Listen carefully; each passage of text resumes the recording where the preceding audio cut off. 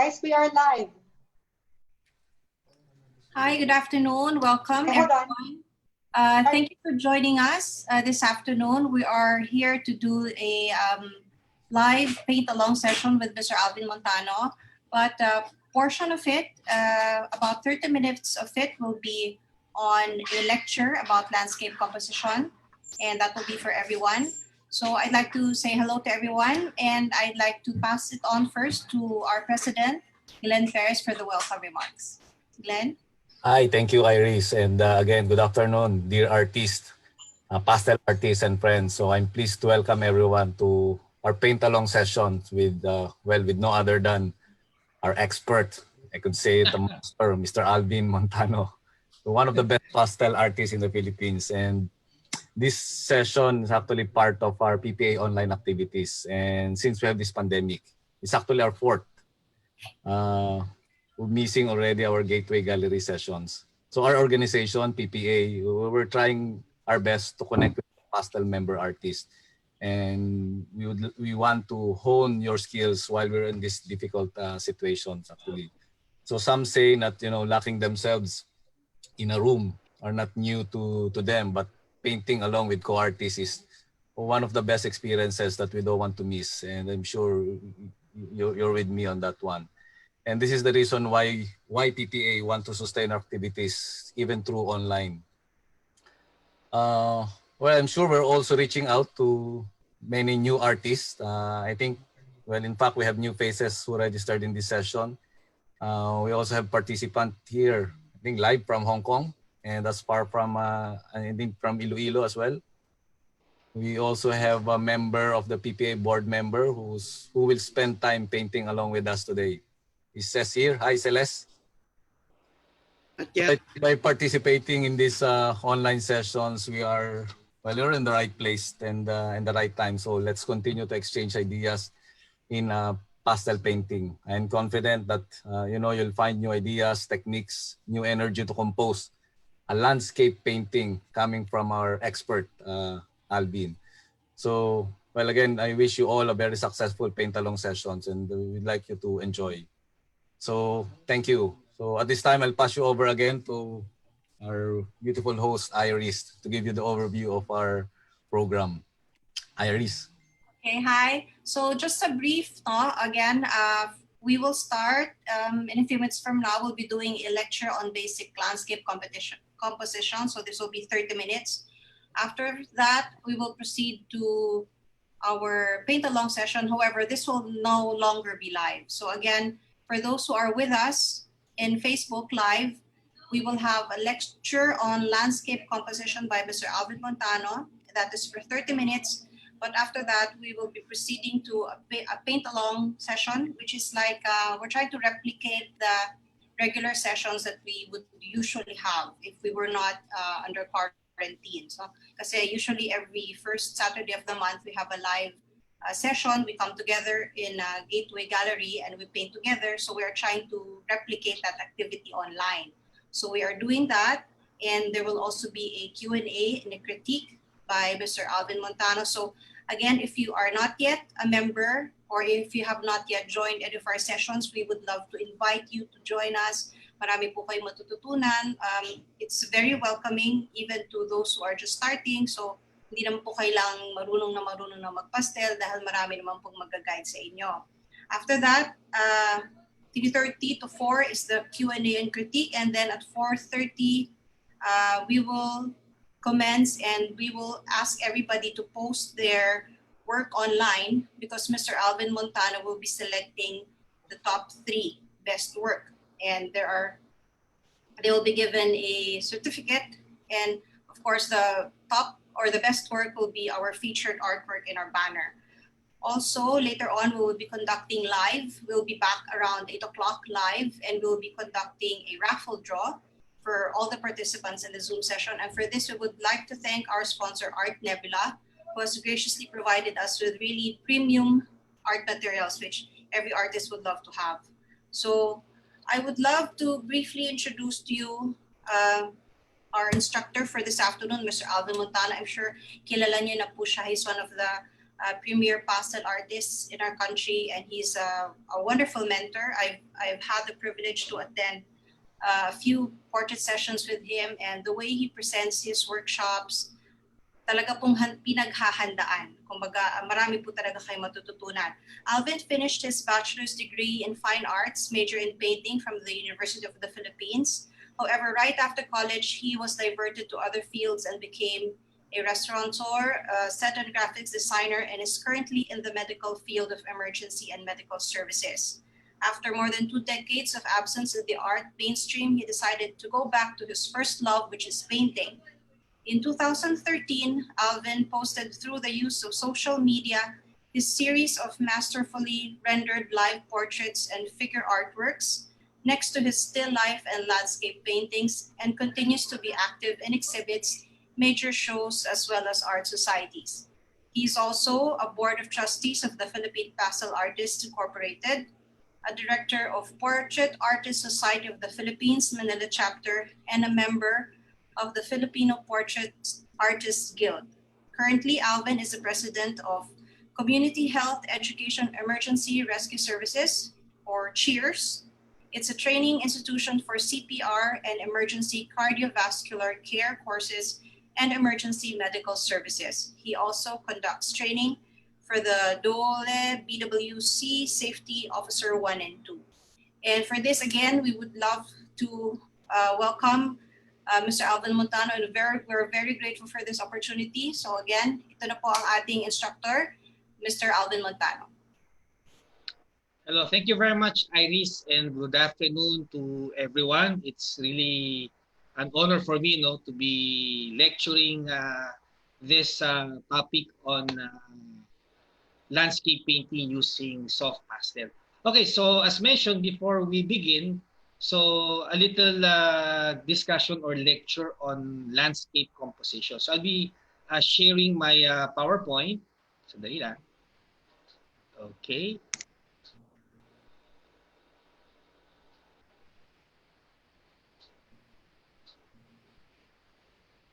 I'll just configure my screen. Just bear with me.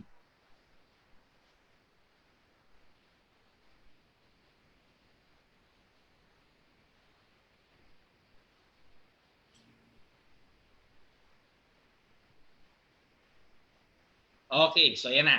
Okay, so I'm now in full screen. Okay, so I hope na you are seeing the PowerPoint, no? Okay, so our topic is landscape in soft pastel. It's a virtual workshop conducted by yours truly.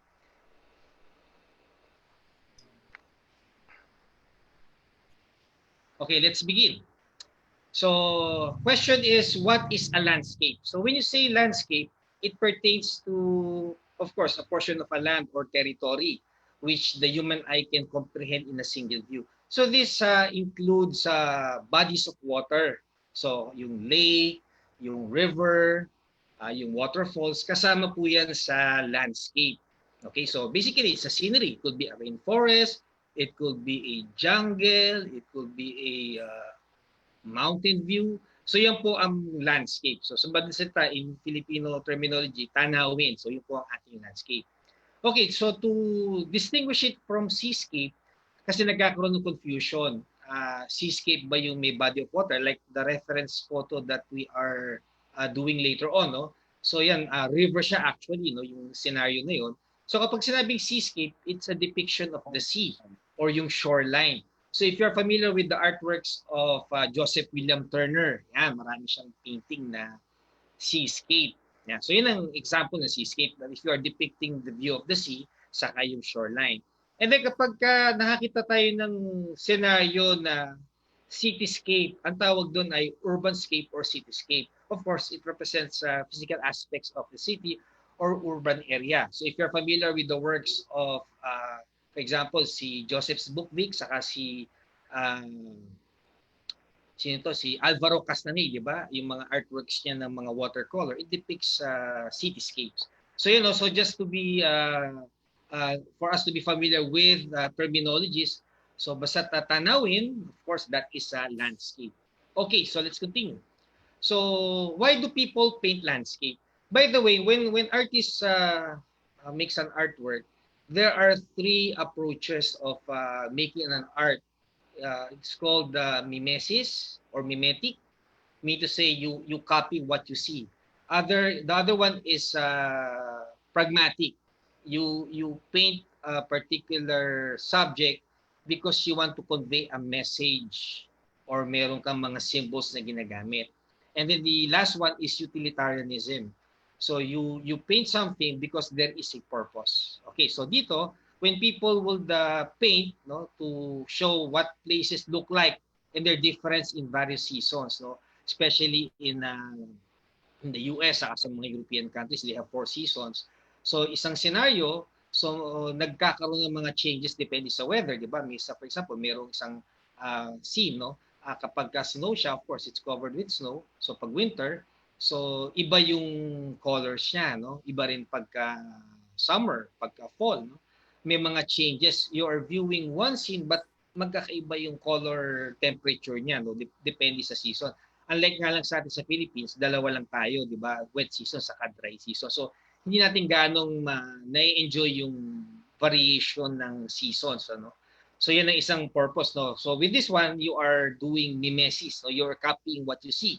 And then, yung remaining two, yung iba is to explore yung, let's say, meron siyang set ng colors, whether it be in oil painting, in watercolor, in pastel.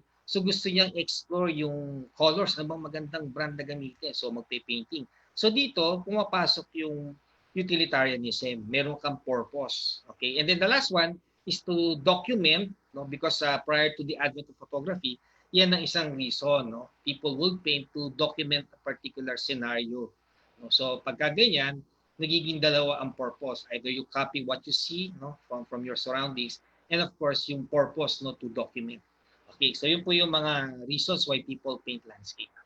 Okay, take isang example ng isang painting. Gawa ito ni John Constable. No? He's a very famous English artist. Ang kanyang art movement during his time is the Romanticism. So ito yung isang artwork niya na ang title is The Hayway.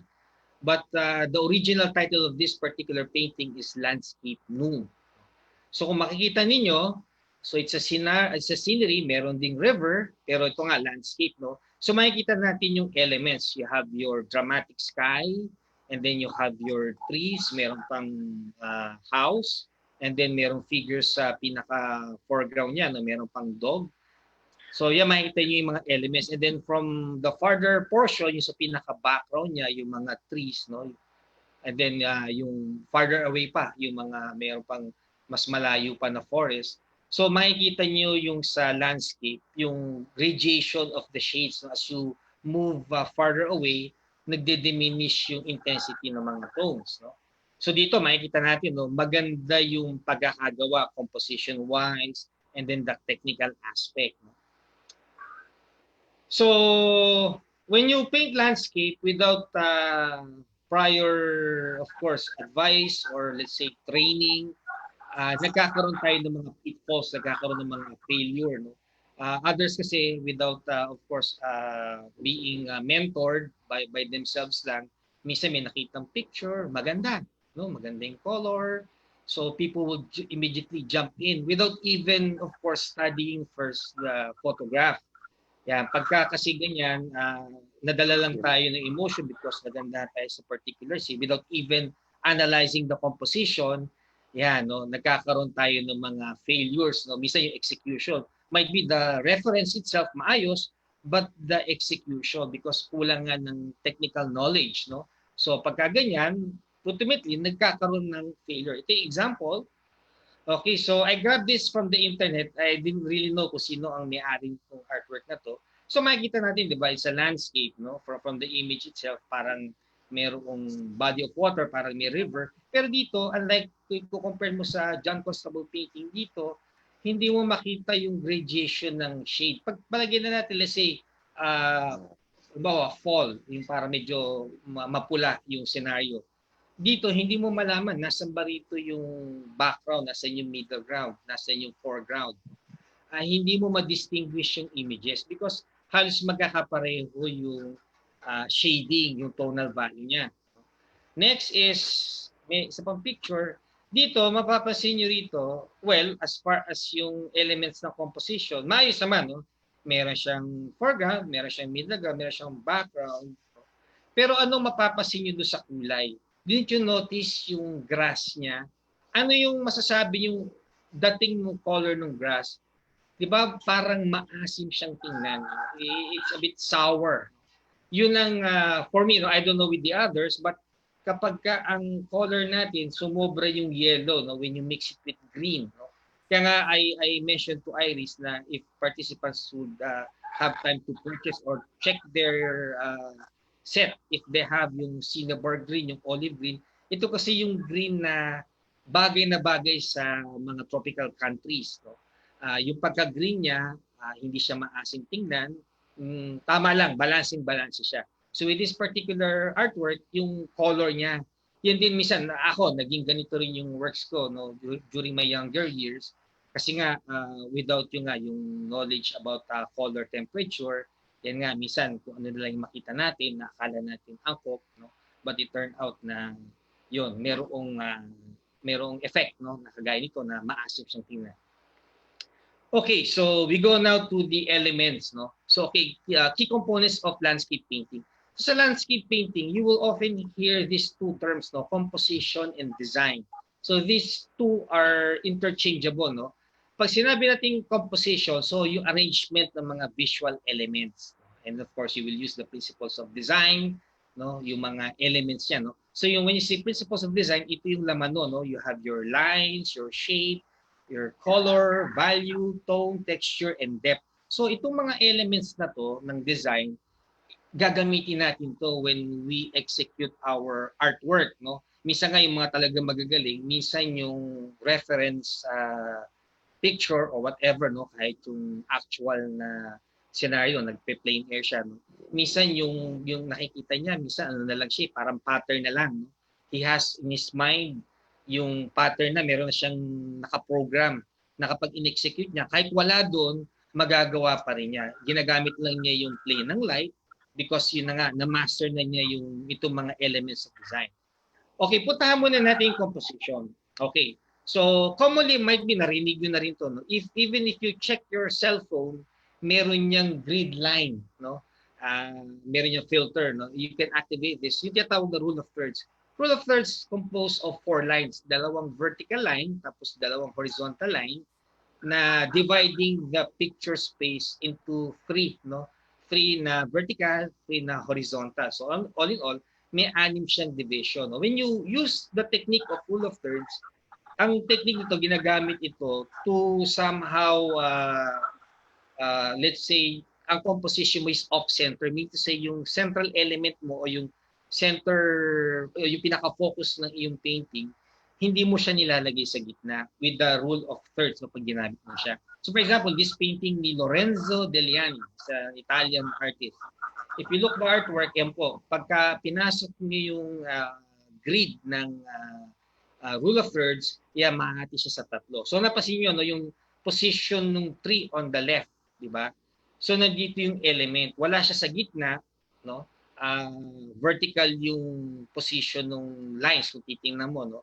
In contrast with more spaces ang occupied yung nasa may left after the tree, no? Mas malaki siya, mas malawak yung space, and yet there is balance kasi though mas kukunti yung space na kinonsume ng tree, pero yung bigat naman niya being in front, then yung opposite naman niya na scenario structure ng mga buildings na malayo, so nagkakaroon ng tension, naghahatakan sila. So doon nagiging maganda ang composition. So napansin nyo rin on the horizontal line, yung sa may pinakataas na line, no? Yung unang division, yung horizon line. Yan din ang isang guide para maiwasan mong nasa gitna. Wala namang masama, no? Don't get me wrong na baka pangit ang nasa gitna. Depende sa composition. Minsan maganda rin ang gitna. Pero minsan if you want to play with the balancing of the composition, yan, magandang mag-off-center tayo. So one of them is the rule of thirds. Okay, another example. Ito yung isang artist yung binanggit ko kanina, no? Si Joseph Turner. Yan. So ang kanyang painting is The Fighting Temeraire Tug to Last Birth. by Joseph William Turner. Ano rin ito? American artist ito, if I'm not mistaken. So yan ang rule of thirds, no? Napansin nyo, in contrast dun kay Lorenzo Deliani kanina, yung horizon line niya nandun sa may upper portion ng line, sa horizon line. Dito naman, nasa may lower portion. So you could see, no, itong mga artist na to, itong mga master ng mga landscape painting, nakaprogram yan. So importante, you have this background. So pagka, let's say, may nakuha kang picture, yun, pwede nyo i-activate sa camera nyo, sa cellphone, no, to give you a guide. Okay. Next naman, so iba kasi sinasabi, it's an old technique, mga old master lang, mga classical paintings lang. No, even modern artworks ginagamit pa rin ng rule of thirds. In this particular example na work ni Salvador Dali, isa sa mga prominent na artist during the surrealist movement. Ang title ng painting niya is Persistence of Memory. So you could see, no, nandun din yung element ng rule of thirds. Okay?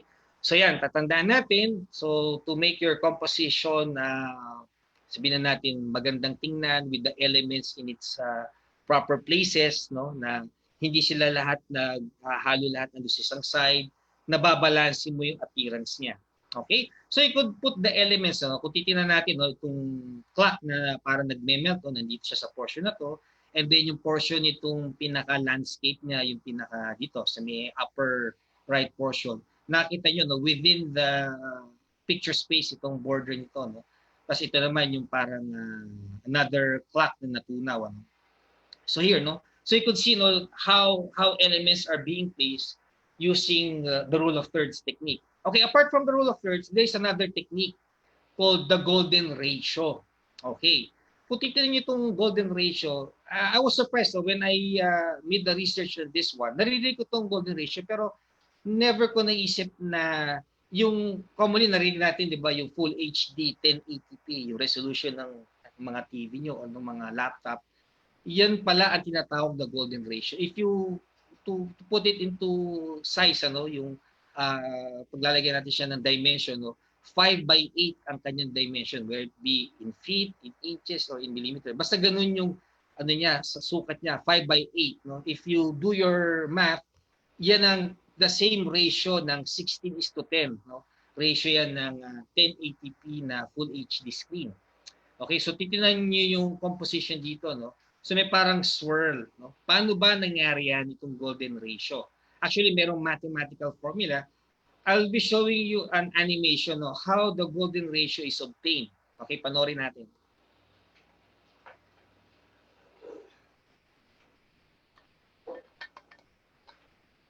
So dito, gagawa tayo muna ng square.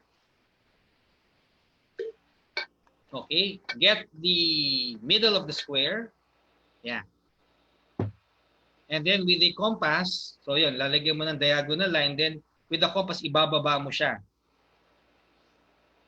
There you go. So yun yung marker mo to create another square. Rectangle, sorry. So yeah.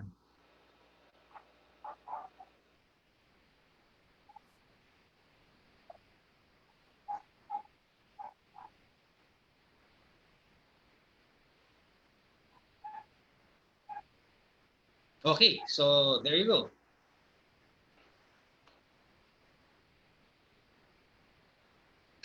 So yan, ganyan ginagawa ang golden ratio. Okay, so of course part of the composition, so yun kailangan ma-define natin, no? Dapat keep this in mind always, dapat meron kang foreground, of course, kumbaga sa intensity ng color, siya yung pinakamalakas kasi nga nasa malapit siya.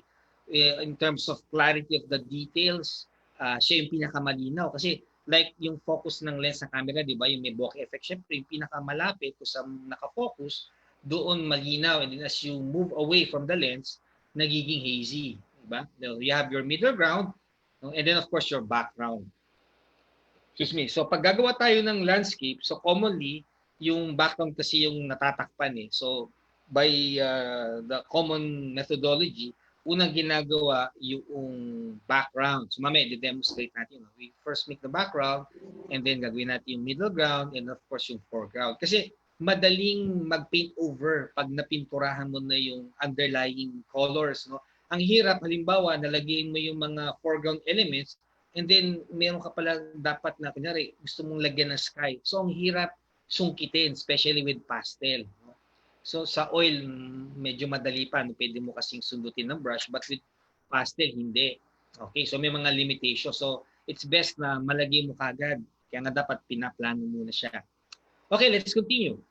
Now we go to the design elements. So nabanggit natin, no, merong line, merong shape, may color. Pag sinabi nating line, kasi itong line very important, no. Yung line hindi naman literally na straight line, it could be crooked line, no. Pwede naka-curve, no. Dito sa line, titingnan natin yung line kasi this is where people will look at the image, no. Meron kasing line, meron vertical, meron horizontal. Titingnan kasi ito, no, kung paano ang movement niya. And then of course yung shape varies from small, may mga, let's say, rocks. So yung mga rocks mo, dapat magkakaiba yung sizes niya, even its positioning, no? And of course, yung colors, of course, you have your dominant colors, meron kang warm color, meron kang cool colors. So tingnan natin, no, sa lines muna tayo. So horizontal lines. So dito sa horizontal lines, it serves as your border for your planar spaces.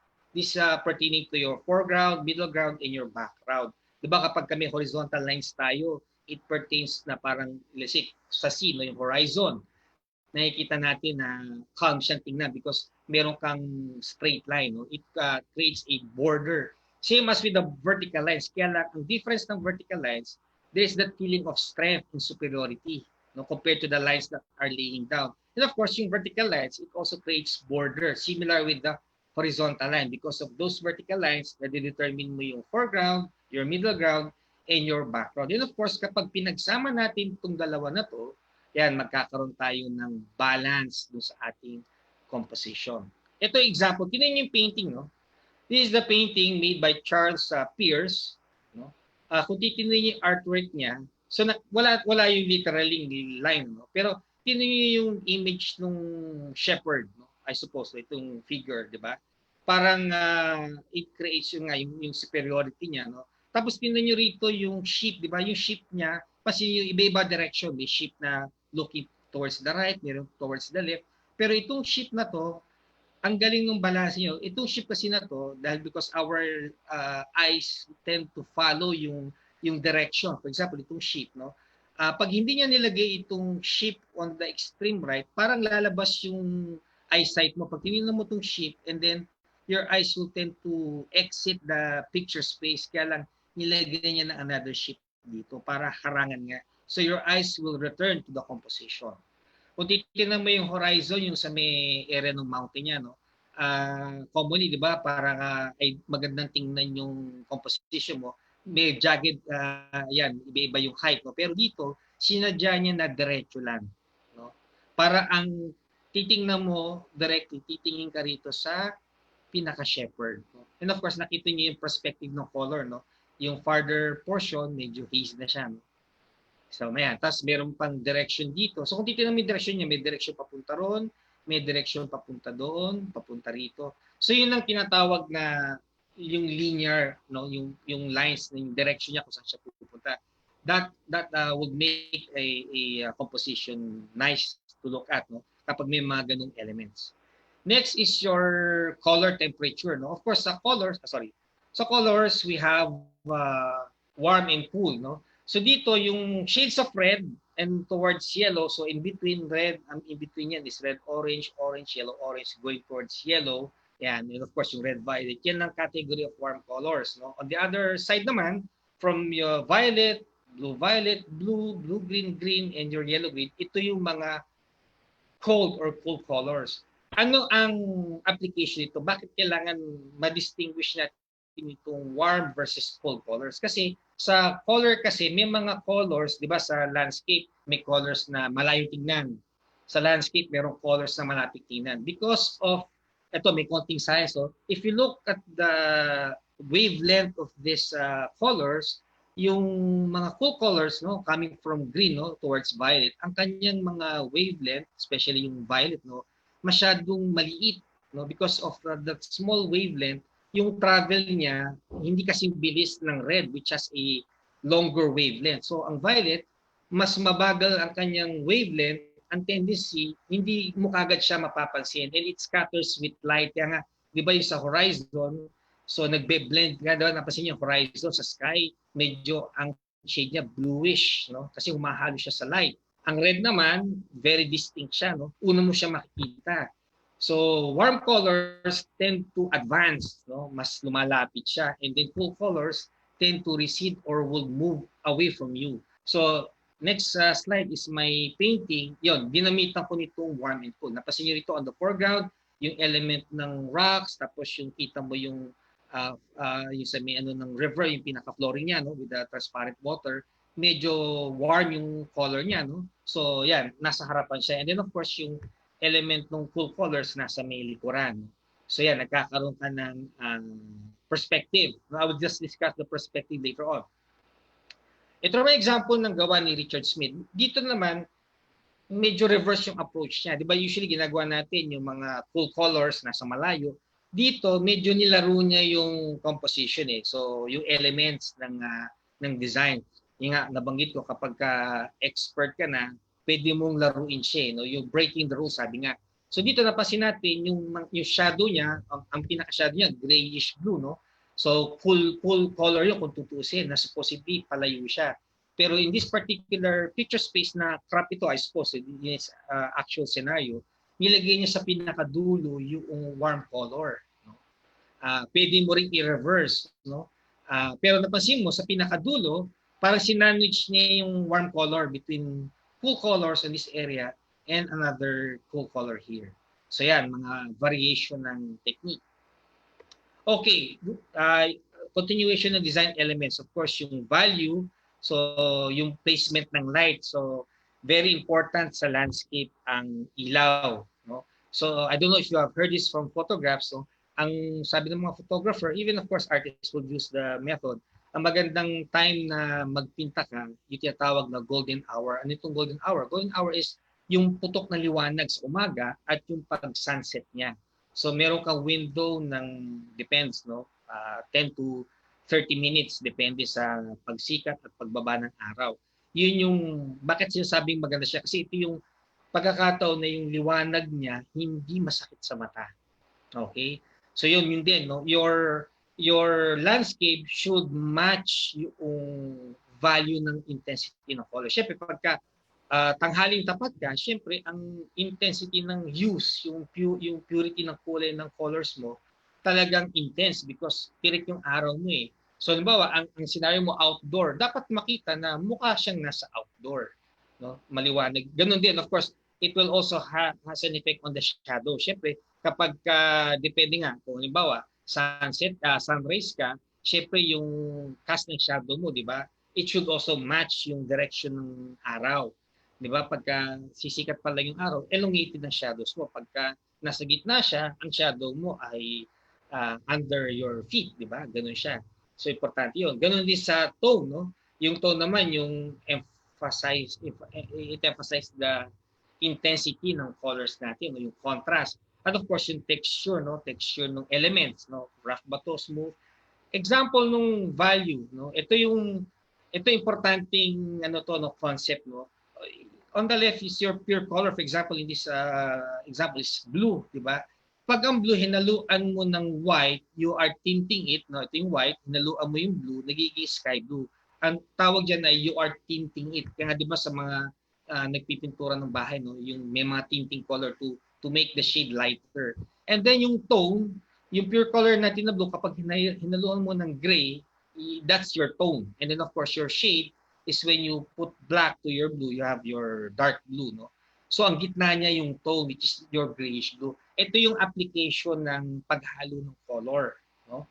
So importante ito, no, yung tonal values natin. So yung tonal value, ito na nga yung going towards light, so nagiging maputi siya, and yung tonal value mo na going to the dark side, no? Ito siya. So yan ang application natin sa colors, no? So dito naman, it doesn't mean also, no, just to keep this in mind, hindi literally ibig sabihin na ang blue kung gusto kong gawing dark ay literally I will mix only with black. Pwede tayong gumamit ng iba't ibang color to achieve a darker shade of blue. No, ganun din sa white. I mean, sa tint, no, sky blue. Hindi it's always It's not always that we're gonna use white. Pwede tayong gumamit ng white na may konting tint ng yellow. Alright? Or even gray. Ito yung example ng painting ko rin ito. Okay? So you could see yung green, no? Yung green na ginamit ko rito, cinnabar green, hindi siya maasim tingnan. So ganun din, no? You have your warm colors here, yung elements nung line. Okay? So this one, ito parang nilalak niya yung composition na dito, nandito yung foreground ko. Okay? Then this is your middle ground. Yung elements, di ba? Yung lines, no? Yung vertical lines. So ganun din yung sizing niya. May mas dark, may mas malaki, may palit na palit. And of course, yung pinaka background mo na, no, yung malayong puno sa kayong bahay na mas lighter, no, grayish yung kanyang color.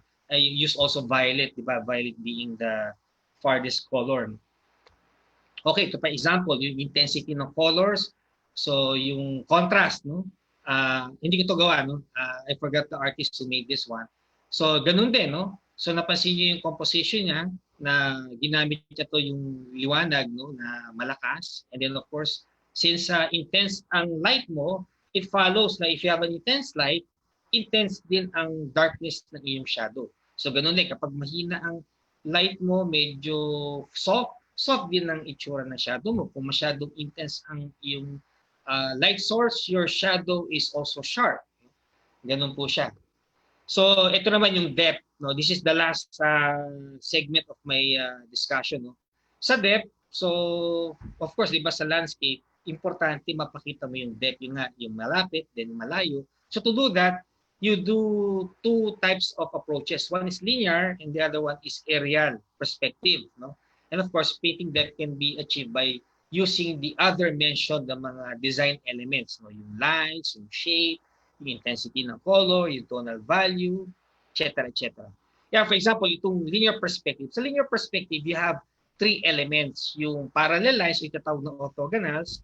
You have your vanishing point and a horizon line. Dito, mapapansin natin in this picture made by Richard Smith, yung blue cottage. Dito, yung pinaka-horizon line niya. And then, ito yung pinaka-vanishing point kung saan itong parang parallel lines nagtatagpo.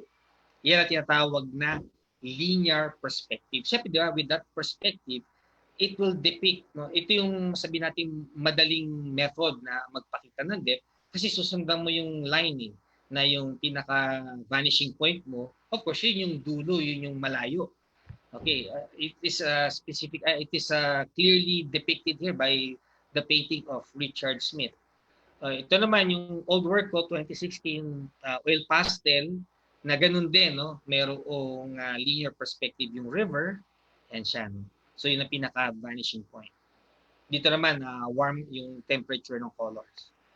Now you have your aerial perspective. Ito yung gagawin natin. Yung sample ng ating picture na gagawin ay aerial perspective. So, other term for aerial perspective is atmospheric perspective. No? It's a method of creating illusion of depth or recession in painting or drawing by modulating yung color. So dito, may papakita nito yung mga sharp objects nasa harapan, and then as you move further away, of course, gagamitin mo yung warm and cool colors. Ito yung challenge. Dito kasi, minsan wala kang makikitang perspective lines, pero with the use of techniques, no, yung design elements, napapakita natin na itong puno, itong painting na gawa ni John Singer Sargent. By the way, this is a watercolor, no? Na malapit yung bahay, and then you have your mountain na malayo. Okay? So yan ang gagawin natin, no? Aerial perspective. Okay, ito naman ay isang pastel work ni Richard McKinley. I don't know if you're familiar with Richard McKinley. Si Richard McKinley is the current president of IAPS. No? Ito yung sample work niya na pastel. No? So ganoon din, mapapansin nyo, no? Aerial perspective, may river, ginamitan din niya. So overall, yung overall color niya is warm, no? Warm na blue because of yung violet niya, no? Yun yung mga combination cool color siya because of the presence of blue, pero yet despite being cool colors, pero may pagka-warm siya. No? Warm na blue. So ganito, may combination siya ng colors. No? This one naman is my artwork, so aerial perspective din. So ganun din, ginamitan ko din ng same methodology, yung mga near elements, mas malalaki, mas klaro siya. Okay, so how do you check na na-achieve natin yung error perspective? Merong isang method na tinuro sa amin ng aming mga senior artists. No? Sabi nila, para mo malalaman kung successful ka sa error perspective, ang gagawin mo ay ganito. No? This is, for example, your artwork, babaliktarin mo siya. Yan. So, yan. Biniliktad natin yung artwork. Dapat, sabi nila, pagka biniliktad mo yung painting mo, dapat may makita ka na parang ceiling or kisame. Ito yung ibig sabihin nun. So, you could see here, no, itong picture sa baba, di ba, yung kisame, no, ito yung ceiling, di ba? Parang makita mo yung flow yung position ng mga bulbs, mga ilaw. And of course, yung may parang, yung depth niya, no? So, dapat ganun din yung effect ng ginagawa mo. So, alisin ko ulit muna yung picture, no? So, ganun siya, no? Kapag nakita mo na para siyang may ceiling, meron siyang parang kisame na in Tagalog, ibig sabihin nun na meron ka ng aerial perspective. So pagka binaliktad mo ulit siya, yun, makikita mo na, yun na, maayos na siyang tingnan. So this is one way of checking if your aerial perspective is correct. Okay, so, okay, to end this presentation, so I'm using a quote coming from Vincent van Gogh, I dream of painting and then I paint my dream. So enjoy the journey of pastel painting. Thank you very much. Thank you, Alvin. Thank you. In a short time, you're able to walk us through with the composition landscape of painting, and it's so helpful before it's so helpful before we start the landscape painting. But yes. We want to partially end the sessions, especially for those who's watching live in Facebook. So for those who are watching now, thank you very much for joining. I hope you learned a lot, and then hope to see you in our next session. I'll take this opportunity as well to thank Art Nebula for being our partner and sponsoring our materials and raffle prizes. At the same time, we'd like to announce that PPA has a new platform. We have a new website. I hope you're able to visit it already. www.philippinepastelartist.com. Maybe Nell, if you can show the website, please. So this is our new platform. You'll see all our activities. You'll see our new upcoming sessions with other pastel artists. And if you want to become a member, please visit our site again. There's okay, can you hear me? Yeah. Yes. Yeah, if you want to become a member, associate or regular member, all of the benefits and how to join associate and regular members, you can visit our website. We have an upcoming activities. We have a special auction and raffle. This is August 23. This is August 23. We have an online fundraising and art auction and raffle. All of the paintings are now posted in our website. We also have a partnership with the BGC, another paint along sessions with no other than Grandier. She'll be joining us again for a paint along session. So hope you can also join there. All right. So again, thank you very much to all who joined in our Facebook Live. We'll end it now. So thank you.